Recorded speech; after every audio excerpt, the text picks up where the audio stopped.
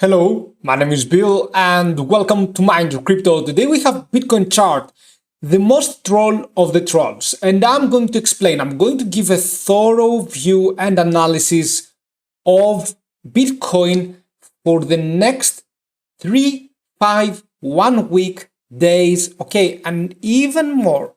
So please be careful. You will know what will happen in the crypto market after this video.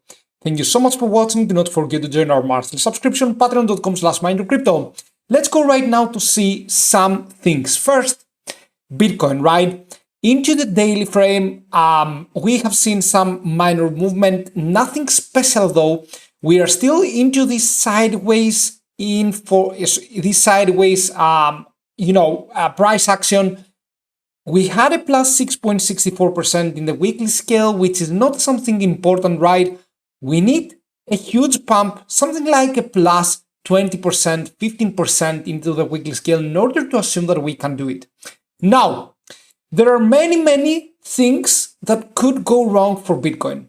One thing is, and I think that you all know what I'm going to say, is the head and shoulders pattern. Okay, starting for example from this left shoulder, we can visualize what it can happen. This is the head, and of course, this could be the right shoulder, or maybe a little bit higher. But either way, we could be forming right here a head and shoulders pattern, which could be disastrous, right? If we have it, then that means that we are going to go down, further down than the 25K. And that means that we are going to go close into the 22K and so on. Now, what is another difficult part for Bitcoin? The difficult part is the 200-day moving average in the daily frame, which serves as a major resistance level. Okay, so this white line right here, you can see that we get rejected every single time. So we cannot assume that Bitcoin is bullish. But on the other hand, though, we have some good things as well. The first good thing for BTC, it is that we are having potentially, though, a nice bullish pennant formation coming after an uptrend, which indicates more uptrend as well.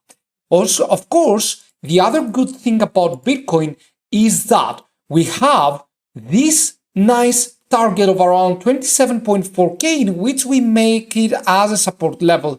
For example, if we close below in the daily frame this target right here, then please be careful, as we are going to have a good correction coming in. So closing below will get us further down and possibly bringing some correction to the table. Now, the fact that we have this daily possible as a bullish pennant is good for the daily frame. That means I'm going to draw a fib from the top to the bottom.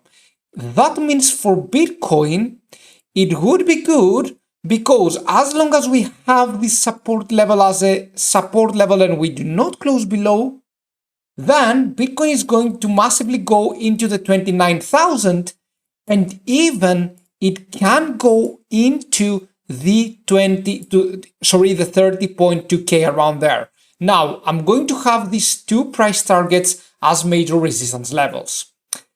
Apart from that, though, this is for the daily frame, right? And this could be the case that we have a potential, these are the good scenarios, a potential 4% or a nice 8% for Bitcoin. However, into the weekly scale, as we mentioned, there is a good chance that we have a head and shoulders pattern, and therefore, even if we go to the 30,000, it won't be enough to get us all the way up to the 32.7K, which was my target before we had a correction towards the 32,000. If you remember, in my previous videos, I have talked about 32 to 32.7K Bitcoin would go to, but it stopped near the 32K, not approaching this line right here. On the other hand, though, into the weekly scale, we have the 200-day moving average as the resistance level as well. It is not only in the daily frame, but in the weekly scale as well. Okay, so we have to be a little bit careful. Apart from that, though, if Bitcoin closes above this target right here, the 30.2K, I would say, even in the daily frame, this will be the best chance that we have to revisit the 32.7k, and this would bring huge bullish movement to the market. Until then, though, you have two targets in your mind for the shorter time frames. The first one is this line that we talked about before, around 27.35 to 27.38, around there. Closing below this support line will get us further correction. Now, what happens if we close above this resistance level, 28.151, we go all the way up straight to the 28.9k to 29k and followed by possible 30.2k, in which this will be the pivot point for later on. Now, for the risk metrics, we do not have any risky movement on the RSI or not even in the weekly scale, to be honest with you. We do not have anything risky at all. Into the 4-hour frame, we do not have any risk. Okay, but still we need to see what Bitcoin is able to do. Into the lower time frames, we haven't been able to go past above the 20-day MA and past above the 50-day exponential moving average. So this is something that we need to be careful as well.